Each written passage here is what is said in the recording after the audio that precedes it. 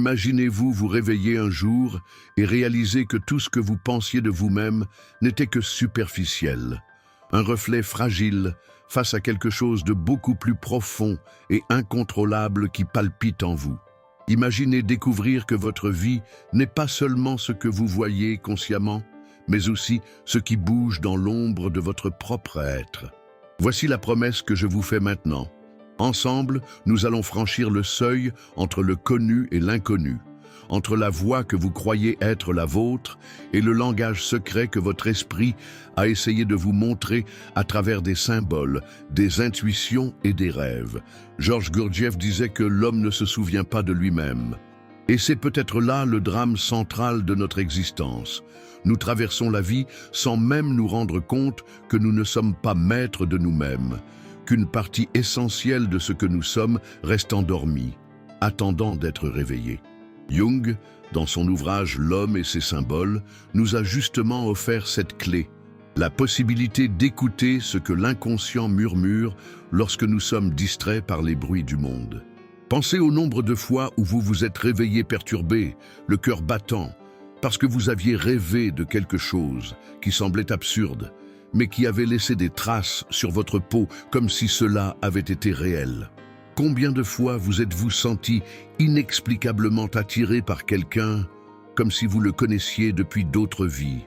Ou avez-vous ressenti une antipathie immédiate pour une autre personne, sans raison apparente, comme si un miroir invisible s'était brisé en vous? Combien de fois avez-vous répété les mêmes erreurs, les mêmes schémas relationnels, comme si une main invisible écrivait toujours le même scénario de votre vie malgré tous vos efforts pour y échapper? Est-ce le hasard ou est-ce le langage secret de l'inconscient qui tente désespérément d'attirer votre attention? Jung nous invite à imaginer l'esprit comme un iceberg. La petite partie visible, au-dessus de la surface, est la conscience que nous utilisons pour planifier, décider, raisonner. Mais sous l'eau cachée, immense et silencieuse, existe une masse colossale qui gouverne nos peurs, nos passions, nos rêves, nos choix. L'inconscient n'est pas un dépôt mort de souvenirs oubliés. C'est un océan vivant, plein de symboles, de force et d'énergie qui s'entremêlent dans votre vie quotidienne, même si vous ne vous en rendez pas compte. C'est comme si chacun de vos gestes, chacune de vos pensées, chacune de vos émotions était toujours traversé par des courants profonds que vous ignorez, mais qui vous mènent néanmoins vers des destinations que vous ne souhaitez pas toujours. Et c'est là que réside la tension. Si vous ne connaissez pas cette partie cachée de vous-même, vous êtes guidé par elle sans le savoir. Vous devenez prisonnier de schémas invisibles, de voix silencieuses qui répètent toujours les mêmes erreurs. C'est peut-être pour cela que Gurdjieff disait que l'être humain vit dans un sommeil éveillé, croyant être éveillé alors qu'il est en réalité manipulé par des forces internes et externes qu'il ne comprend pas. L'éveil commence lorsque nous osons regarder à l'intérieur de nous-mêmes et déchiffrer ces signes cachés. Jung croyait qu'en comprenant les symboles de l'inconscient, nous pouvions non seulement guérir nos blessures, mais aussi retrouver un sens perdu, une connexion avec quelque chose de plus grand qui transcende la logique rationnelle. Mais posez-vous maintenant la question suivante. À quand remonte la dernière fois où vous avez vraiment écouté ce que votre cœur vous disait? À quand remonte la dernière fois où vous avez prêté attention à un rêve étrange, au lieu de le rejeter comme une absurdité? À quand remonte la dernière fois où vous avez observé l'intensité d'une émotion soudaine et vous êtes demandé « Qu'est-ce que cela révèle sur moi ?» Peut-être ne vous êtes-vous jamais posé ces questions. Peut-être avez-vous même peur des réponses. Mais c'est précisément dans ce territoire d'ombre et de symboles que réside la vérité la plus radicale sur qui vous êtes. Pensez au moment où l'inconscient se révèle. Le rêve qui vous met nu au milieu d'une foule, exposant votre vulnérabilité. La persécution dont vous êtes victime dans un cauchemar, alors que dans la vie réelle, vous fuyez un problème ou un sentiment que vous ne voulez pas affronter. La peur de perdre ses dents dans un rêve qui traduit l'angoisse de la perte de pouvoir ou de l'incapacité à s'exprimer. Ces images ne sont pas aléatoires, ce sont des messages. Ce sont des invitations à affronter ce que vous évitez. Ce sont des appels à la transformation. mais nous préférons les ignorer. Et lorsque nous les ignorons, l'inconscient augmente le ton, jusqu'à nous briser avec des symptômes physiques, des crises émotionnelles, des angoisses profondes. Jung ne voulait pas que cette connaissance reste uniquement dans le domaine intellectuel. À un âge avancé, il a décidé d'écrire ce livre pour les gens ordinaires, afin que chacun puisse comprendre qu'il existe en lui une sagesse ancestrale qui ne lui appartient pas seulement, mais à l'humanité tout entière. Il a appelé cela l'inconscient collectif, un héritage psychique que nous partageons avec tous les êtres humains. C'est comme s'il existait en nous des souvenirs que nous n'avons pas vécus, des histoires que nous n'avons jamais entendues, mais qui résonnent en nous comme si elles étaient les nôtres.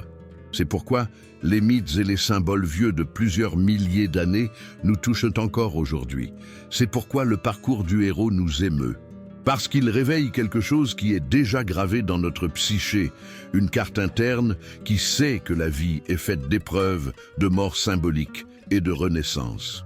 Mais avant de nous plonger dans ce voyage, je dois vous dire une chose. Ce chemin n'est pas confortable. Affronter l'inconscient demande du courage. Cela exige de traverser le territoire de ce que vous ne voulez pas voir. C'est comme plonger dans des eaux sombres, sans savoir ce que vous allez trouver au fond. Certains abandonnent avant même d'avoir commencé. D'autres se noient dans la peur. Rares sont ceux qui persévèrent jusqu'à en ressortir transformés. La question que je vous laisse maintenant est la suivante.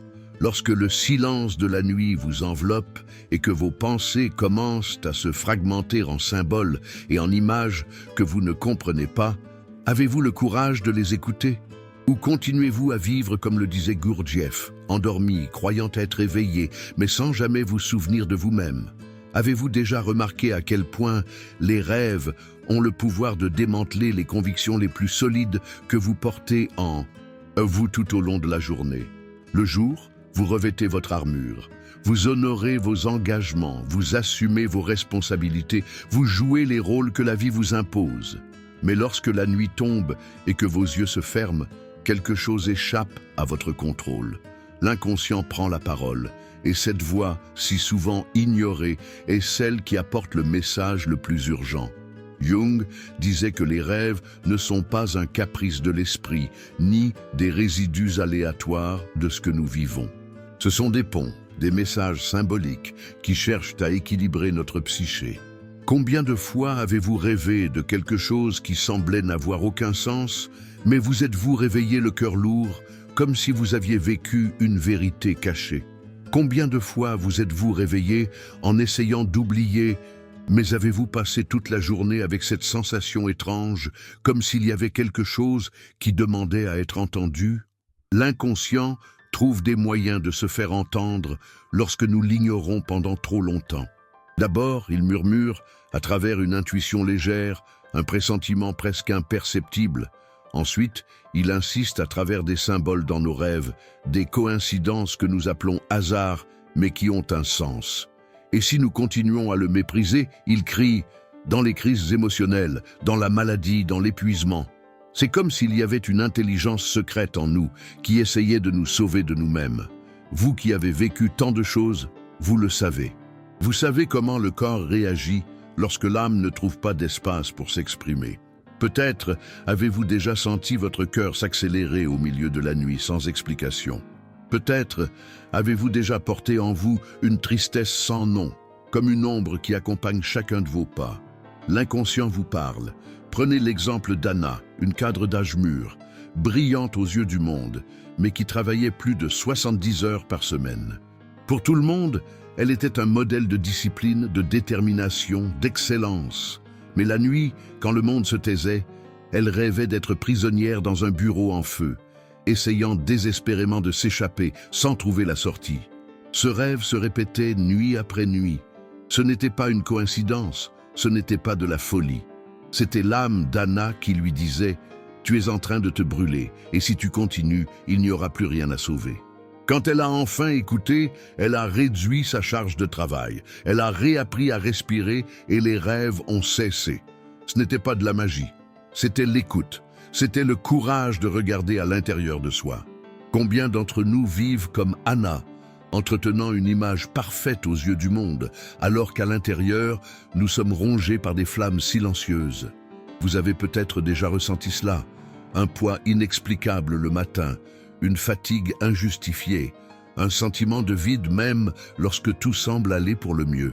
Ces signes ne sont pas des ennemis, ce sont des invitations. C'est l'inconscient qui tente d'équilibrer ce que la conscience s'obstine à cacher. Les rêves parlent en symboles parce que l'inconscient n'utilise pas de mots courants. Il parle en images, en scènes qui dépassent la logique. Rêver que vous êtes nu devant une foule révèle la peur d'être exposé, de montrer les vulnérabilités que vous avez tant cachées. Être poursuivi dans un rêve montre la fuite de quelque chose que, dans la vie réelle, vous n'avez pas le courage d'affronter. Un conflit, une décision, un sentiment. Et ce rêve classique, celui où l'on perd ses dents, apporte l'angoisse de la perte de pouvoir, la difficulté à communiquer ce que l'on désire vraiment, la crainte de ne pas avoir voix au chapitre. Ce sont des langages universels qui traversent les cultures et les âges. Vous pouvez vivre en 2025, connecté à des écrans, des réseaux et des algorithmes, mais en vous, votre inconscient parle toujours avec les mêmes symboles qui animaient les anciens il y a des milliers d'années. Et voici une vérité dérangeante. Si vous n'interprétez pas ces signes, si vous ne vous ouvrez pas pour les entendre, ils continuent à se répéter de plus en plus fort jusqu'à ce que vous ne puissiez plus les ignorer. C'est peut-être pour cela que tant de personnes, déjà mûres, autour de 50 ou 60 ans, font état de crises intenses, de sentiments de vide, d'angoisse profonde. C'est la vie qui fait payer le prix de tout ce qui a été tu. C'est l'inconscient qui dit « il est temps de m'écouter ». L'inconscient collectif, cette découverte révolutionnaire de Jung, est encore plus fascinant. Il ne vous appartient pas seulement. C'est un territoire que vous partagez avec toute l'humanité. Pensez au nombre de fois où vous avez été ému par une histoire qui n'avait rien à voir avec votre vie, mais qui vous a fait pleurer, rire ou frissonner comme si c'était la vôtre. C'est parce qu'en vous, il existe une mémoire qui n'est pas seulement la vôtre. Quand une personne de 35 ans, en 2025, regarde un film comme Le Seigneur des Anneaux et frissonne devant le parcours de Frodon, ce n'est pas seulement à cause des effets spéciaux. C'est parce que le parcours du héros réveille quelque chose d'ancré dans notre psyché depuis toujours. L'appel, la traversée, la perte, la renaissance. Et combien de fois, dans votre propre vie, avez-vous été appelé à franchir des portails sans vous en rendre compte? Le licenciement inattendu, le divorce qui a bouleversé votre identité, la maladie qui a paralysé votre routine, la mort d'un être cher. Ces moments ne sont pas des accidents isolés, ce sont des initiations, ce sont des invitations douloureuses à laisser mourir une partie de vous-même et à permettre à une nouvelle partie de naître. L'inconscient collectif connaît ces rituels. Il vous les apporte sous forme de symboles, de rêves et d'émotions qui ne peuvent s'expliquer uniquement par la logique. Pensez à Pedro, qui faisait face à un divorce dévastateur alors qu'il subissait la pression du travail. Un ami l'a emmené voir une pièce basée sur le mythe de Perséphone, la déesse qui descend aux enfers avant de revenir renouvelée. Pedro a pleuré pendant toute la pièce sans comprendre pourquoi ces mots, ces images, le touchaient autant. En fait, il voyait sa propre histoire se dérouler sous ses yeux. Il était lui aussi descendu aux enfers de sa vie émotionnelle, et même s'il ne s'en rendait pas compte, il était appelé à renaître transformé. Le mythe était le miroir. Et c'est peut-être cela qui manque à notre société en 2025. Des rites de passage, des symboles vivants qui nous montrent que nous ne sommes pas seuls dans notre souffrance. Nous vivons connectés, mais nous sommes plus fragmentés que jamais. Nous portons en nous une lourde solitude, même au milieu de la foule. L'inconscient, avec ses symboles, ses rêves, et le souvenir qu'il existe quelque chose de plus grand, que nous appartenons à une histoire plus vaste que le travail que nous avons, le statut que nous affichons ou l'argent que nous accumulons. Vous qui m'écoutez en ce moment, vous savez ce que signifie passer des nuits blanches à réfléchir au sens de la vie. Vous savez ce que c'est que de porter en soi un silence que personne d'autre ne perçoit. Vous savez ce que c'est que de sourire à l'extérieur et de saigner à l'intérieur. Peut-être avez-vous passé toute votre vie à prendre soin des autres, à assumer des responsabilités, à être fort, mais en ignorant les messages que votre propre âme vous envoyait. Peut-être portez-vous encore en vous des rêves non réalisés, des douleurs non nommées, des peurs non affrontées. L'invitation de Jung est la suivante. Faites de la place pour écouter. Ayez le courage de noter vos rêves, d'observer les symboles qui reviennent, de percevoir quand votre inconscient insiste sur le même message. Ne vous précipitez pas pour interpréter. Écoutez simplement, notez simplement, observez simplement. Peu à peu, vous commencerez à réaliser que vous n'êtes pas seul.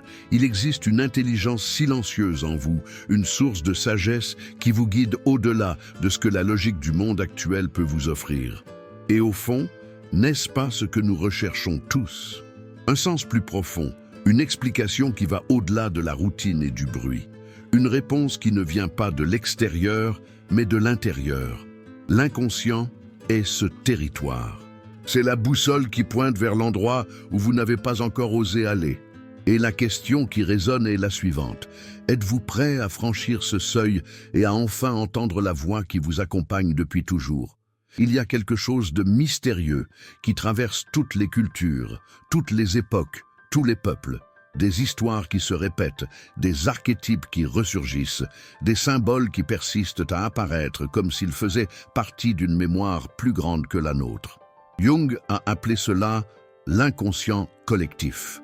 Et c'est là que le voyage prend une dimension encore plus profonde. Si jusqu'à présent nous avons parlé de rêves et d'expériences personnelles, nous entrons maintenant dans un territoire universel, où chaque symbole qui apparaît en vous a déjà habité le cœur de milliers de personnes avant vous. C'est pourquoi un mythe grec, une légende indigène ou même une scène de cinéma moderne peuvent faire pleurer ceux qui n'ont jamais vécu cela, littéralement. C'est comme s'il existait un langage secret qui nous relie tous. Pensez au héros. Cette figure apparaît dans toutes les traditions. Ulysse naviguant contre le destin, Moïse conduisant un peuple à travers le désert, Frodon portant l'anneau au cœur des ténèbres, Luke Skywalker affrontant le côté obscur. Chaque histoire est différente, mais l'essence est la même. Pourquoi? Parce que le héros est un modèle qui existe en vous. C'est la partie qui doit sortir de l'inconnu, affronter des épreuves et revenir transformée. Peut-être avez-vous déjà vécu cela sans vous en rendre compte. Une maladie inattendue, la perte d'un être cher, un changement brusque de vie que vous n'avez pas choisi, tout cela vous a mis dans la position du héros. Vous avez résisté, vous vous êtes battu, vous avez traversé, et d'une manière ou d'une autre, vous n'êtes pas revenu le même. Et ici, je vous pose la question. Reconnaissez-vous votre propre parcours de héros? Lorsque vous regardez en arrière, pouvez-vous identifier les moments de votre vie où vous avez dû traverser le désert, affronter l'ennemi, perdre et renaître? Si vous le souhaitez, partagez ce souvenir dans les commentaires, car chaque histoire personnelle est aussi une fenêtre qui permet aux autres de reconnaître la leur. Un autre archétype puissant est l'ombre. Elle n'apparaît pas dans les histoires comme le protagoniste, mais comme l'ennemi à affronter. Le dragon, le méchant, la tentation, l'obscurité. Ce que Gurdjieff disait de l'homme qui ne se souvient pas de lui-même dialogue profondément avec l'ombre. Car lorsque nous vivons sans conscience, nous projetons sur l'autre ce que nous ne supportons pas en nous-mêmes. La colère que vous ressentez envers quelqu'un est souvent la colère que vous refusez d'accepter en vous-même. Le mépris que vous éprouvez pour une attitude peut être la même énergie réprimée dans votre âme. Jung disait que sans intégration de l'ombre, il n'y a pas d'individuation. Mais sommes-nous prêts à affronter ce que nous refusons le plus en nous-mêmes? Avez-vous déjà remarqué que les personnes qui nous dérangent le plus semblent porter un miroir caché? Avez-vous déjà ressenti une antipathie immédiate pour quelqu'un sans pouvoir l'expliquer? C'est peut-être votre ombre qui tente de se montrer. La question est, avez-vous le courage de regarder en vous-même au lieu de blâmer les autres? Il y a aussi la figure du sage, qui apparaît si souvent dans les histoires comme le maître, le guide, le conseiller. Il peut s'agir de Merlin, Gandalf, Yoda ou même d'un vieil homme oublié du village. Mais cet archétype n'est pas seulement extérieur, il vit en vous. C'est cette voix calme qui, au milieu du chaos, murmure la bonne décision. C'est l'intuition qui semble irrationnelle, mais qui s'avère ensuite la plus sage. Combien de fois avez-vous souhaité avoir un maître à vos côtés pour vous montrer le chemin? Eh bien, il est déjà là, en vous. La question est, pouvez-vous faire taire le bruit de votre esprit pour l'entendre? Et quand on parle de la Grande Mère, on trouve l'un des archétypes les plus ambigus. Elle peut être source de nourriture, de réconfort, de chaleur, mais elle peut aussi étouffer, emprisonner, limiter. Qui n'a jamais ressenti ce double mouvement dans sa vie? Être pris en charge et en même temps se sentir prisonnier de celui qui prend soin de nous. C'est un paradoxe qui accompagne les relations familiales, amoureuses et même professionnelles. Il est donc légitime de se demander à quel moment de votre vie l'énergie de la Grande Mère vous a-t-elle soutenu et à quel moment vous a-t-elle emprisonné? Mais il existe un archétype encore plus profond, le soi, cette totalité que Jung considérait comme le centre réel de la psyché. Il n'est pas seulement la somme des parties, mais l'axe qui intègre la lumière et l'ombre, le conscient et l'inconscient. C'est le point où vous vous reconnaissez enfin comme entier et non plus fragmenté. Gurdjieff parlait également de quelque chose de similaire lorsqu'il décrivait la nécessité de s'éveiller, de se souvenir de soi-même comme une unité et non comme des morceaux dispersés dominés par des forces mécaniques. N'est-il pas curieux que deux maîtres de traditions si différentes aient pointé dans la même direction, la nécessité d'intégrer ce que nous sommes? Avez-vous déjà ressenti, ne serait-ce qu'un instant, cette sensation de plénitude? Un moment rare où tout semblait avoir un sens, où le monde et vous n'étiez pas en conflit mais en harmonie. Que faisiez-vous à ce moment-là? Méditiez-vous, marchiez-vous, priiez-vous, créiez-vous quelque chose? Partagez-le dans les commentaires.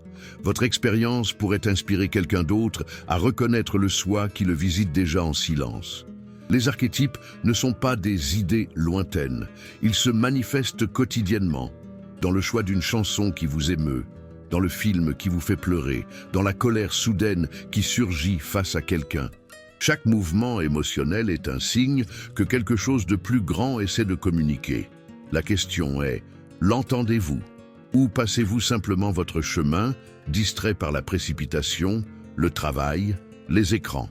Lorsque Jung étudiait les mythes, il s'est rendu compte qu'il ne s'agissait pas d'histoire du passé, mais de manuels symboliques de l'âme. Le héros qui descend aux enfers, c'est vous face à la dépression. La princesse emprisonnée, c'est vous, prisonnier de schémas émotionnels dont vous ne parvenez pas à vous libérer. Le méchant, c'est votre ombre qui tente d'être reconnue. Chaque récit recèle une vérité qui palpite encore en nous. Et peut-être que la plus grande provocation est la suivante. Au lieu de regarder des histoires pour vous distraire, avez-vous déjà pensé à les regarder pour vous trouver? Avez-vous déjà remarqué à quel point votre vie est aussi un récit archétypal, plein de symboles qui demandent à être interprétés? Le grand revirement que Jung nous propose est simple et en même temps stimulant. Si nous voulons vraiment nous transformer, nous devons apprendre à dialoguer avec les symboles, et pas seulement à les expliquer intellectuellement, car ils ne sont pas de la théorie, ce sont des forces vivantes. Ce sont des cartes qui indiquent ce qui est encore à naître en nous. Je vous laisse donc cette question. Quel symbole ou archétype a résonné le plus fortement en vous ces derniers temps? Le héros qui doit affronter le passage? L'ombre qui insiste pour apparaître chez les autres? Le sage qui murmure dans votre intuition? Ou le soi qui demande intégration et unité? Écrivez-le dans les commentaires. Votre réponse pourrait être le début d'un dialogue profond, non seulement avec moi, mais aussi avec vous-même. Il y a des moments où la vie nous oblige à affronter ce que nous avons passé des années à essayer de cacher. Jung a appelé ce processus individuation, le chemin pour devenir qui nous sommes vraiment. Mais ceux qui pensent que c'est facile ou romantique se trompent. C'est en fait une traversée difficile, un combat contre les illusions que nous avons construites sur nous-mêmes. L'individuation exige que nous retirions nos masques, que nous affrontions les ombres qui nous habitent, que nous regardions à l'intérieur de nous-mêmes avec courage et sans filtre. Ce n'est pas une invitation à être différent, mais à être enfin entier. Le prix à payer? Renoncer aux fausses versions de nous-mêmes que nous entretenons pour plaire au monde et bien souvent pour survivre. Pensez au nombre de choix que vous avez faits au cours de votre vie, non pas parce que vous le vouliez, mais parce que vous pensiez que c'était ce qu'on attendait de vous. Combien de fois avez-vous étudié quelque chose, commencé un travail ou poursuivi une relation simplement parce que cela semblait être la voie la plus sûre, la plus acceptable?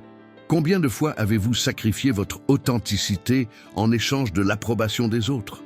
Le processus d'individuation exige de se poser cette question douloureuse. Qui suis-je au-delà de ce que l'on attendait de moi? La réponse n'est ni immédiate ni simple. Elle apparaît par fragments, dans des rêves, des intuitions, des conflits qui demandent à être interprétés. C'est là qu'intervient l'ombre, cette partie de nous-mêmes que nous préférons réprimer. La colère que nous prétendons ne pas ressentir. La peur que nous faisons semblant d'ignorer. L'envie que nous n'admettons jamais. La fierté que nous cachons derrière une fausse humilité.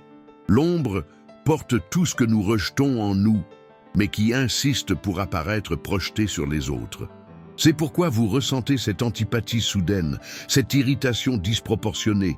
Ce n'est pas seulement à propos de l'autre, c'est à propos de vous. L'autre fonctionne comme un miroir, reflétant ce que vous ne voulez pas voir. Et plus vous refusez de regarder, plus le miroir vous renvoie des images dérangeantes. Il existe un fait curieux. Des recherches récentes en psychologie analytique montrent que jusqu'à 70% des réactions émotionnelles intenses que nous ressentons face à des inconnus sont liées à des projections de notre ombre. Cela signifie que, la plupart du temps, ce qui nous irrite le plus chez l'autre est quelque chose qui, d'une manière ou d'une autre, habite en nous. Cette révélation peut être inconfortable, mais elle est aussi libératrice. Car en reconnaissant, vous pouvez transformer. En intégrant, vous devenez plus entier. Pensez à l'histoire de Louisa. Elle se considérait comme une personne pacifique, incapable d'entrer dans des discussions. Elle était fière de ne jamais élever la voix, de toujours céder pour éviter les conflits. Mais il y avait une collègue qui la mettait hors d'elle, une femme directe, affirmée, qui disait sans crainte ce qu'elle pensait. Louisa la détestait. Jusqu'à ce qu'elle réalise, en thérapie, que sa collègue représentait exactement son énergie refoulée. La capacité de s'imposer, de prendre position, d'occuper l'espace. Lorsqu'elle a commencé à intégrer cette part d'ombre, elle a découvert en elle une force qu'elle n'avait jamais utilisée. Sa vie a changé, son ombre est devenue son allié. Combien de fois vous êtes-vous senti comme Louisa? Combien de fois avez-vous détesté chez quelqu'un ce qui était en réalité une partie de vous-même qui demandait à être reconnu? Que se passerait-il si, au lieu de réagir, vous commenciez à vous demander « Qu'est-ce que cela dit de moi ?» Un autre aspect fascinant révélé par Jung est l'anima et l'animus, les images internes du féminin chez l'homme et du masculin chez la femme. Ces figures inconscientes influencent profondément nos relations, nos passions, nos enchantements et même les blocages auxquels nous sommes confrontés. Avez-vous déjà remarqué à quel point vous pouvez parfois être attiré ou repoussé par quelqu'un de manière irrationnelle? Ce n'est pas seulement une question de chimie ou de hasard, c'est l'anima ou l'animus qui se projette sur l'autre, demandant à être reconnu. Il est essentiel d'intégrer ces figures pour ne pas vivre en otage de passions aveugles ou de rejets insensés. Et peut-être que la partie la plus difficile de l'individuation est de traverser ce que Jung appelait la nuit noire de l'âme. Ce sont des périodes où tout semble s'effondrer, perte d'emploi, rupture amoureuse, maladie inattendue, crise d'identité. C'est dans ces moments-là que les anciennes structures psychiques sont détruites pour que de nouvelles puissent naître. Cela ressemble à un recul, mais c'est en fait une purification. Cela ressemble à du chaos, mais c'est de l'alchimie. Rappelez-vous la métaphore du phénix. Il faut brûler en cendres pour renaître dans le feu. Camilla a vécu cela. À 38 ans, elle a perdu l'emploi qui définissait son identité. Elle avait travaillé pendant plus de 10 ans dans le même domaine, se consacrant entièrement à cette fonction. Quand elle a été licenciée, elle s'est sentie brisée.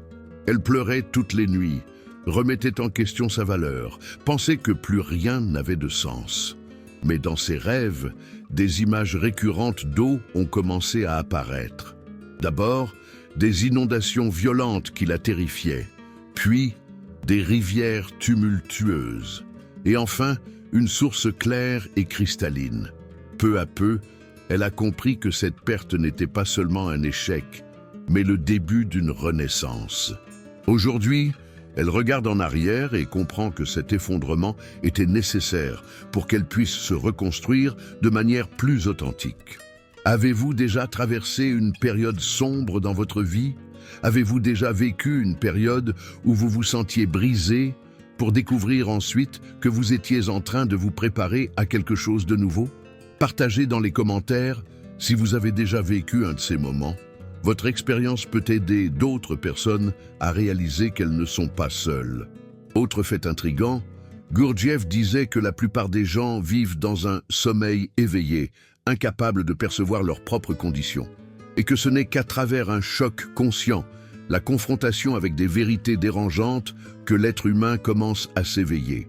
N'est-ce pas exactement ce que nous vivons lorsque notre ombre nous confronte?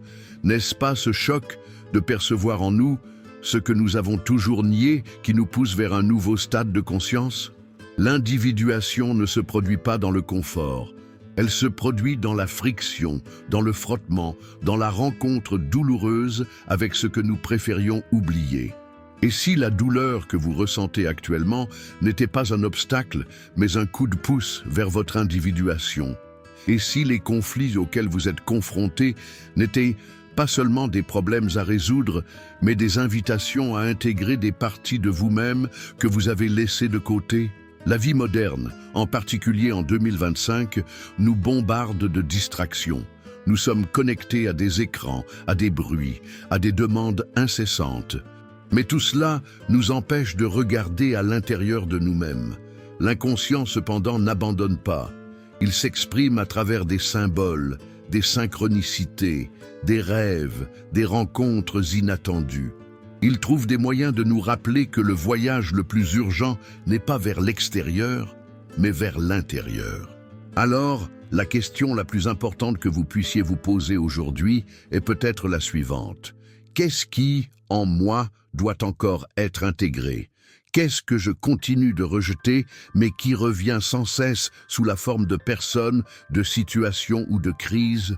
La réponse ne viendra pas de l'extérieur. Elle est là, dans le silence entre deux pensées, dans le symbole qui se répète, dans le malaise que vous ressentez sans pouvoir l'expliquer. C'est votre inconscient qui frappe à la porte, qui demande à entrer. Il est peut-être temps d'écouter, car au fond, il n'y a rien de plus dangereux que de vivre toute une vie sans jamais s'être trouvé soi-même. Il arrive un moment dans le voyage où tout ce qui semblait fragmenté commence à s'aligner. Les rêves, les crises, les symboles, les mythes, les archétypes, l'ombre, tout se révèle comme les pièces d'un même puzzle. Et soudain, la question qui résonnait sans réponse, « Qui suis-je vraiment ?» commence à prendre forme. Jung disait que les symboles ne sont pas des métaphores décoratives, mais des ponts vivants entre le conscient et l'inconscient. Ils sont comme des rivières souterraines qui coulent sous le sol de notre vie, et lorsqu'ils jaillissent enfin à la surface, ils irriguent ce qui était auparavant desséché en nous. C'est à ce moment-là que nous comprenons que l'individuation n'est pas un luxe spirituel, mais une nécessité vitale. Sans elle, nous continuons à répéter des schémas qui nous détruisent, prisonniers de cercles qui se referment sur eux-mêmes. L'impact de cela sur la vie concrète est profond. Prenons l'art, par exemple. Des cavernes au tableau de Kandinsky ou de Dali, l'art a toujours été plus qu'esthétique. Il a été le miroir de l'âme collective. Ce n'est pas un hasard si nous sommes émus devant des peintures abstraites ou des mandalas.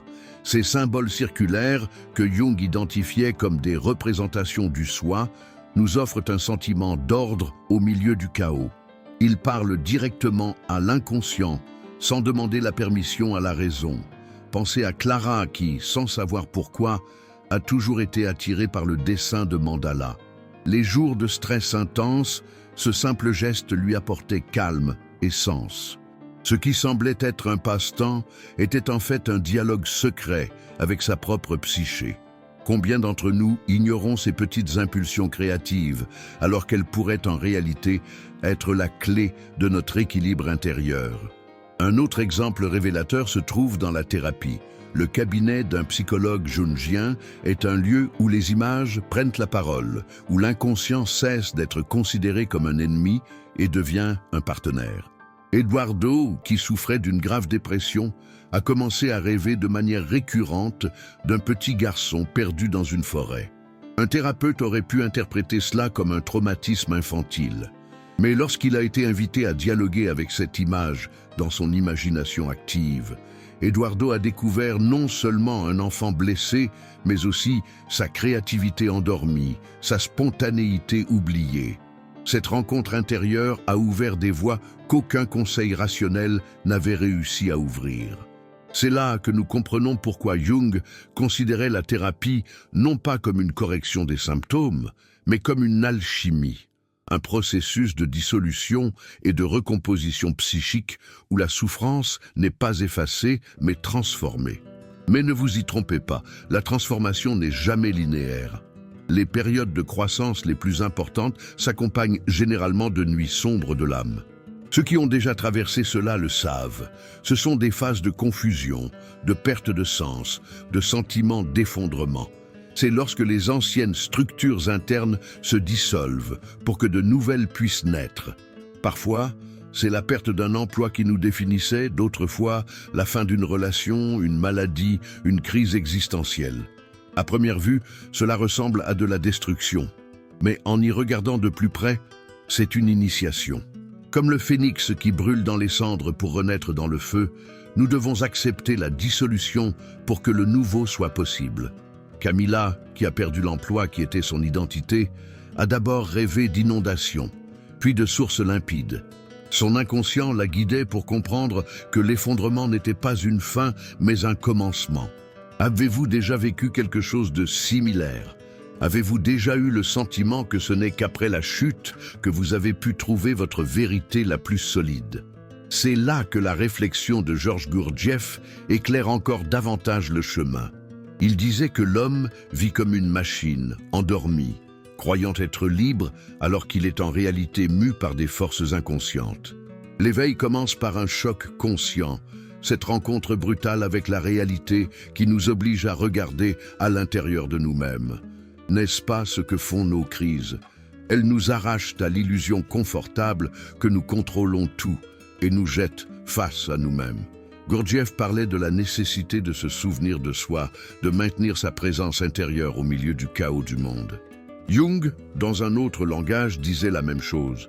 Ce n'est qu'en intégrant le conscient et l'inconscient que nous pouvons atteindre la totalité.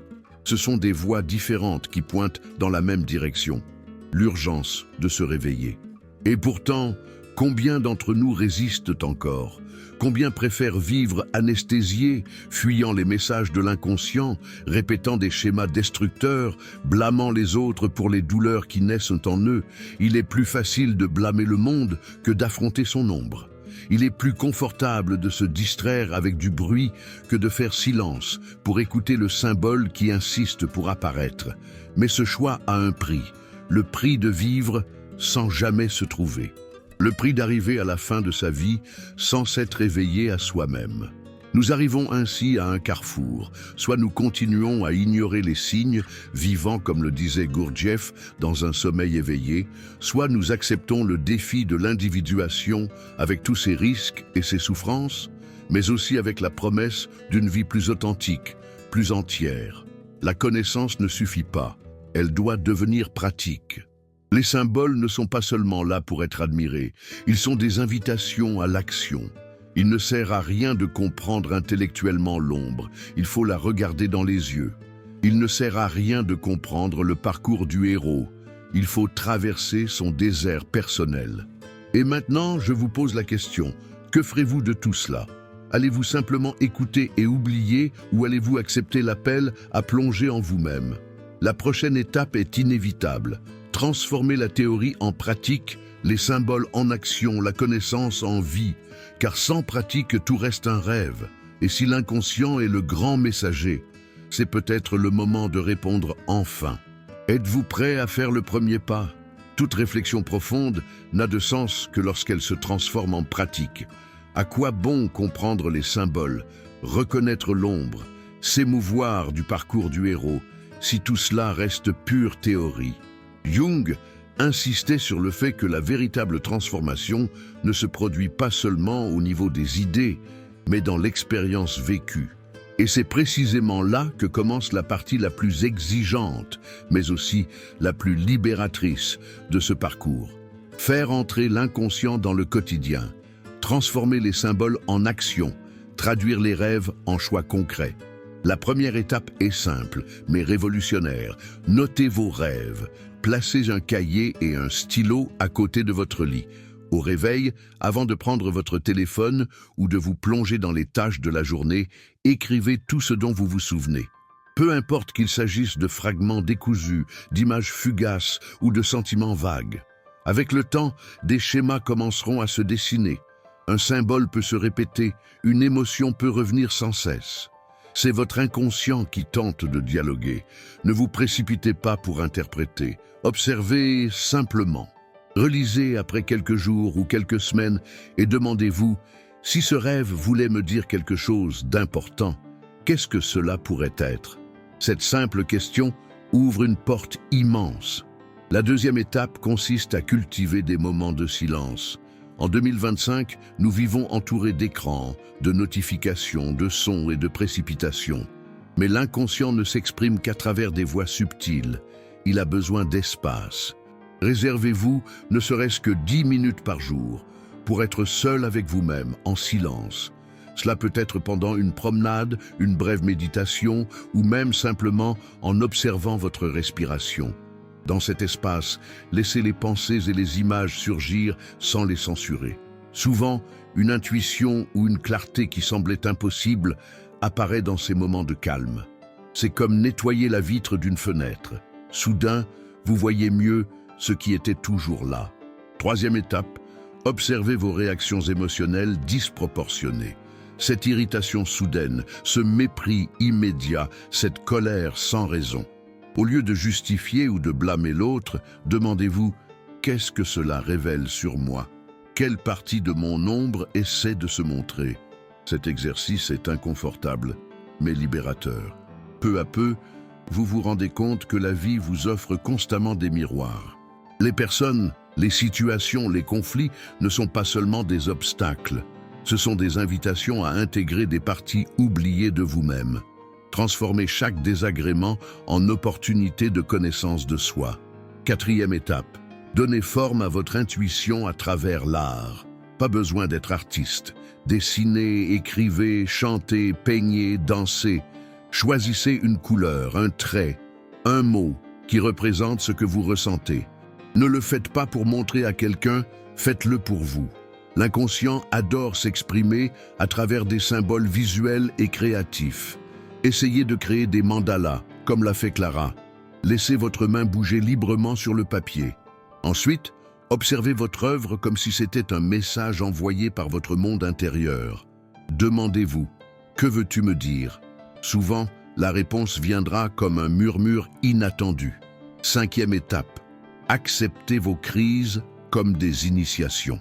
La prochaine fois que vous vous retrouverez face à une perte, un changement douloureux ou une période sombre, au lieu de vous demander « Pourquoi moi ?», demandez-vous « Qu'est-ce qui doit mourir en moi pour qu'une nouvelle partie puisse naître ?» Ce changement de perspective n'élimine pas la douleur, mais lui donne un sens. C'est le regard du héros qui traverse le désert en sachant qu'il trouvera une nouvelle identité de l'autre côté. C'est le choc conscient dont parlait Georges Gurdjieff, cet instant où la douleur cesse d'être seulement souffrance et devient une impulsion vers l'éveil. Sixième étape, pratiquez de petits actes d'authenticité. Dans vos choix quotidiens, demandez-vous « Est-ce que je fais cela parce que je le veux vraiment ou parce que je pense que je dois le faire ?» Cette simple question peut changer le cours d'une vie. Il ne s'agit pas d'abandonner ses responsabilités, mais d'aligner ses actions sur sa vérité. Si vous aimez la musique, créez un espace pour jouer. Si la nature vous manque, permettez-vous d'y être. Si vous voulez dire non, osez le dire. Chaque geste d'authenticité renforce le processus d'individuation. Vous n'avez pas besoin de tout changer d'un coup. Commencez par de petits gestes, mais cohérents. 7e étape. Développez une pratique de notation de symboles. Notez les phrases, les coïncidences, les images qui ont attiré votre attention au cours de la journée. Vous savez, cette chanson qui est apparue de manière inattendue et qui vous a touché droit au cœur, ou cette rencontre improbable qui semblait chargée de sens. Ce sont des synchronicités, ce que Jung appelait des coïncidences significatives. Notez-les, considérez-les avec respect. La vie nous envoie constamment des messages, mais seuls ceux qui y prêtent attention peuvent les déchiffrer. La 8e étape consiste à chercher du soutien lorsque cela est nécessaire. L'individuation ne doit pas nécessairement être un chemin solitaire. Parfois, parler à un thérapeute, participer à un groupe d'études, échanger des expériences avec des personnes qui sont également en train de s'éveiller peut élargir votre compréhension. L'inconscient collectif nous rappelle que nous ne sommes pas isolés. Chacun de nous porte en lui des fragments de la même histoire humaine. Partager, c'est aussi intégrer. Et enfin, la 9e étape. Souvenez-vous de vous-même. C'est l'essence même qui unit Jung et Gurdjieff. Vivre sans présence, c'est vivre dans un rêve. Restez attentif à vous-même dans vos activités les plus courantes. Faites la vaisselle en vous rappelant d'être présent. Marchez en sentant le poids de vos pieds sur le sol. Respirez en étant conscient que vous respirez. Cet exercice simple est ce qui transforme la connaissance en vie. C'est l'éveil dans l'ici et maintenant. Ces étapes ne sont pas des formules toutes faites, ce sont des invitations.